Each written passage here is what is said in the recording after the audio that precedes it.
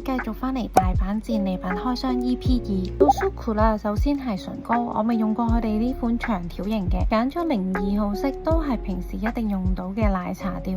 佢哋唇膏一向都係好滋潤嘅，啱晒我乾唇嘅人用。另一支呢，就係新出嘅霧面唇彩液啦，一共係有6隻色。當時試色喺手呢，一睇已經即刻愛上咗5號色啊！佢係超靚嘅紅棕色，其他色呢完全俾我無視咗啊！6隻色呢俾大家望一望，勁靚啊！大家認唔認同？但係呢一個色呢，就一定要化妝啦，素顏搽佢就唔得啦。再嚟係新款眼影，講真呢，原本係冇打算買嘅，點知試完色之後呢，又真係好靚喎。Suqqu 做閃嘅嘢呢，真係做得最靚。今次4格都係閃嘅，而家呢，就係着咗燈嘅閃，呢個呢，就係熄咗燈都仲係咁閃噶，所以呢，抵抗力係完全降到0啊！要買呢盒眼影。最後呢，仲首次入手咗 Suqqu 嘅護膚品係 serum 同埋 cream， 兩款呢，都係因為我用完佢哋 sample 之後覺得好好用啊，念念不忘。再加上喺 Fresh 度問咗大家嘅意見，好多人都話值得買，所以就買咗啦。